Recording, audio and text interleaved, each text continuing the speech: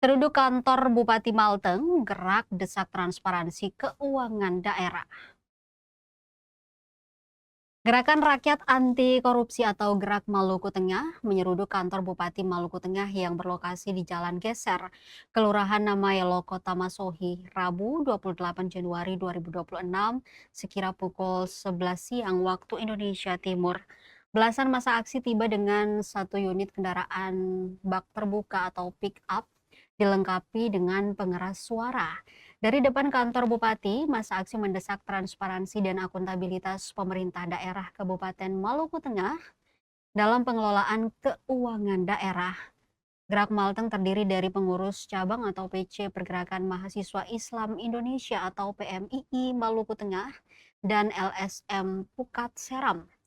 Ketua LSM Pukat Seram, Fahri Asyatri, dalam orasinya menyentil soal dua paket proyek yang nilainya 500 juta lebih dari bidang pancakarya Dinas Pekerjaan Umum dan Perumahan Rakyat atau PUPR Maluku Tengah.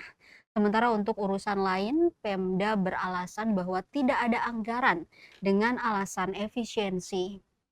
Namun miris saat kasus Bansos sedang bergulir, dua proyek tersebut masuk ke Kejaksaan Negeri atau Kejari Maluku Tengah. Fahri menyebut hal itulah yang membuat publik menaruh curiga penegak hukum meloloskan pejabat-pejabat tertentu dan mengorbankan pejabat-pejabat tertentu. Ia menegaskan kedatangan mereka ke kantor Bupati untuk mendengarkan pernyataan tegas perwakilan Pemda Maluku Tengah dalam pemberantasan korupsi, kolusi, dan nepotisme atau KKN di Maluku Tengah. Selain menyoal kasus dugaan korupsi dana bansos, pendemo juga menyoroti pajak penerangan jalan atau PPJ. Berdasarkan data yang ia kantongi, pendapatan PPJ Februari 2024 hanya 500 juta lebih. Dan Maret 2024 pendapatannya 0 rupiah. Fahri menyampaikan tahun lalu ia diundang saat musrenbang dan ia menanyakan PPJ tersebut ke Kepala Dinas Pendapatan Maluku Tengah. Namun sayang tidak ada satupun pejabat yang menjawab masalah tersebut. Dua paket proyek itu nilainya 500 juta lebih yang keluar dari bidang pancakarya di Dinas PU Malteng. Sementara untuk urusan-urusan yang lain, pemerintah daerah selalu beralasan bahwa tidak ada anggaran. Terjadi efisiensi, terjadi pemotongan dan sebagainya. Tetapi buktinya dua paket proyek dari Pemda bisa masuk ke Kejaksaan Negeri Masohi di saat kasus Bansos sedang bergulir. Kasus korupsi sedang berjalan yang berkaitan dengan pejabat-pejabat Pemda maupun pejabat di legislatif DPRD. Tiba-tiba dua paket proyek masuk.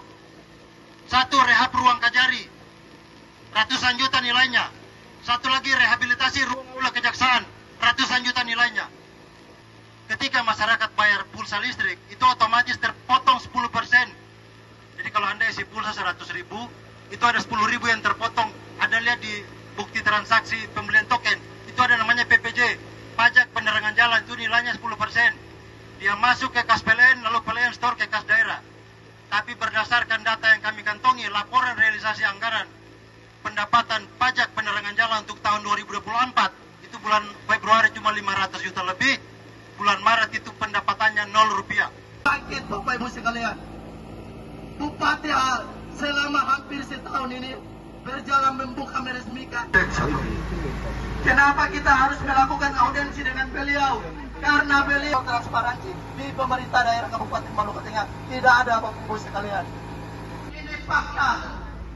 Dari PMI pernah melakukan audiensi dengan Pak Sekda. Kita pernah melakukan audiensi.